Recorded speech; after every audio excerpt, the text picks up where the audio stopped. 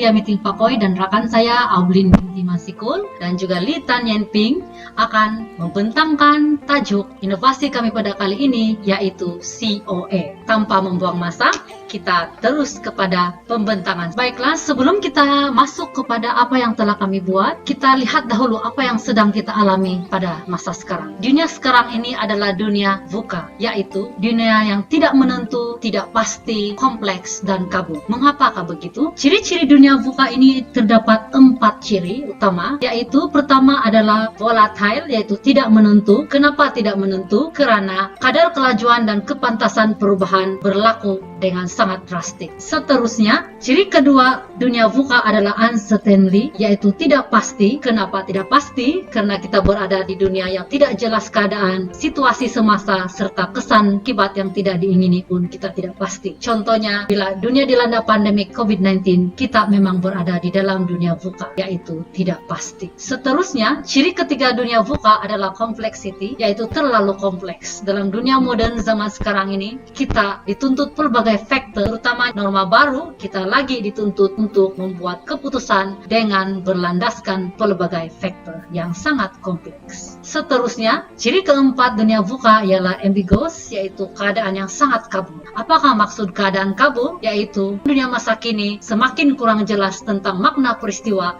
dan tidak ada jawaban yang tepat. Maka bila kita berada di dalam dunia VUCA, keempat-empat ciri ini akan menjadikan kita tidak menentu, tidak jelas, dan kita juga dalam keadaan kompleks dan kabur. Maka sebagai seorang coach ataupun frontliner di dalam bidang pendidikan, misalnya sebagai SIC Plus, kita harus memainkan peranan untuk menjadi coach VUCA yang berfungsi.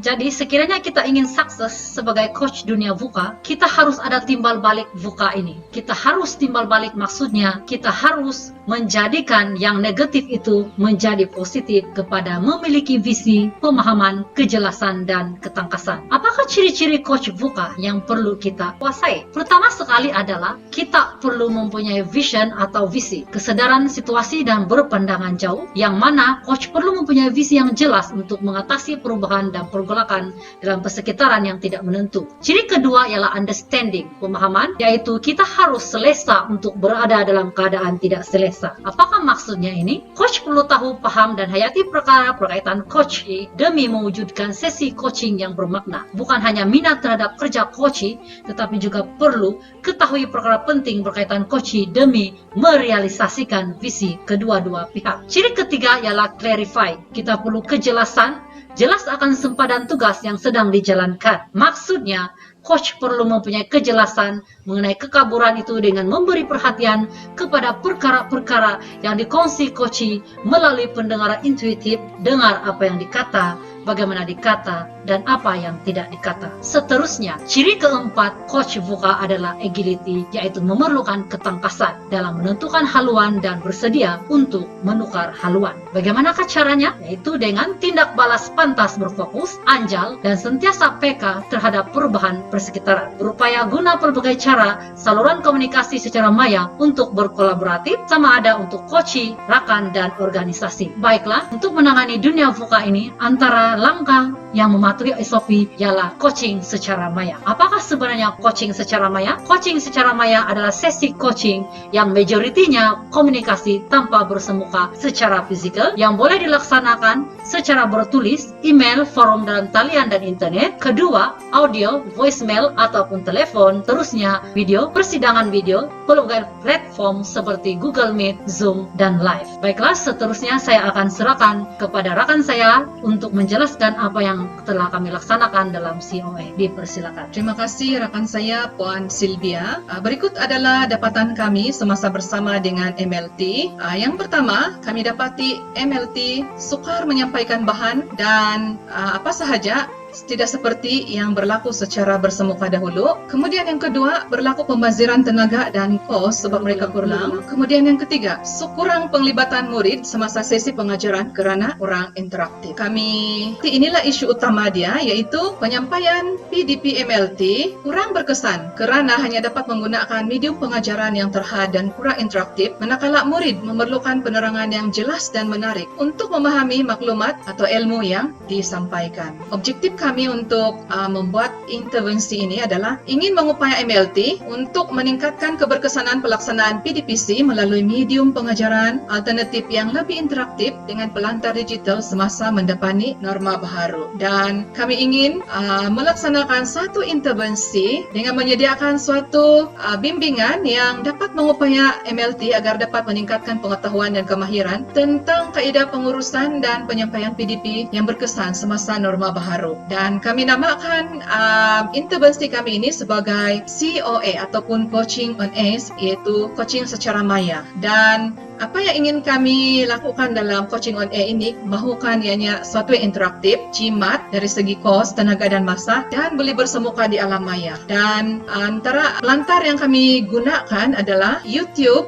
Google Meet dan juga AnyFlip. Dan inilah yang kami ingin perkasakan kepada MLT kami supaya mereka boleh mengatasi masalah menyampaikan PDP yang berkesan semasa pandemik. Dan kami telah membawa guru-guru untuk merasakan sendiri bagaimana mereka menyampaikan satu bahan menggunakan YouTube. Begitu juga dengan Google Meet. Pada masa itu Google Meet ni guru-guru belum biasa lagi, jadi kami bawa mereka merasa sendiri bahawa dengan menggunakan Google Meet itu sekurang-kurangnya masalah mereka itu dapat dikurangkan atau diatasi. Dan begitu juga dengan AnyFlip yang memudahkan guru-guru untuk menyampaikan bahan tanpa menggunakan bahan bercetak, iaitu di alam maya sahaja. Dan kami dapati apabila kami membimbing guru belajar menggunakan YouTube, kami dapati guru-guru memberi respon yang sangat baik. Iaitu sebenarnya impian mereka itu adalah mau bersiaran secara langsung untuk anak murid. Ada yang mengatakan demikian. Untuk Google Meet,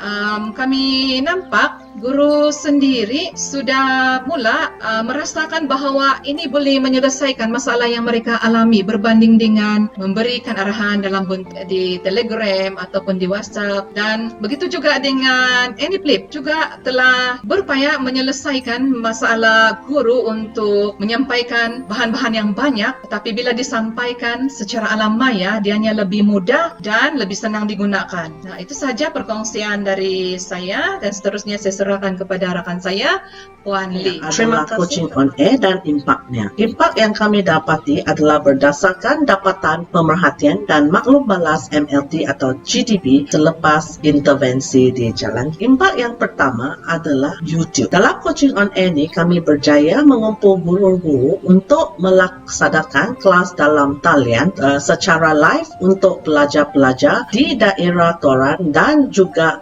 disiarkan untuk murid-murid seluruh negara. Impak yang kedua, terdapat 2 orang guru yang telah berjaya menghasilkan banyak bahan PDP yang telah diupload ke channel YouTube untuk penggunaan murid-murid sekolah masing-masing dan juga untuk digunakan semua murid-murid seluruh negara juga. Impak yang ketiga adalah melalui Google Meet, guru-guru semakin mahir dan kerap menggunakan pelantar Google Meet untuk melaksanakan PDPC dan juga untuk kursus dalam peringkat sekolah. Impak yang seterusnya ialah AnyFlip, di mana guru-guru berjaya menghasilkan kompilasi rancangan pengajaran harian untuk inquiry-based science education, di mana rancangan pengajaran harian yang dihasilkan oleh guru-guru itu dikompilkan dalam satu PDF dan dijadikan buku menggunakan aplikasi AnyFlip. Dengan ada buku digital ini dapat dikongsikan dengan mudah dia dan menjimatkan kos untuk percetakan dan guru-guru dapat menggunakan bila-bila dan di mana-mana. Untuk action atau penambahbaikan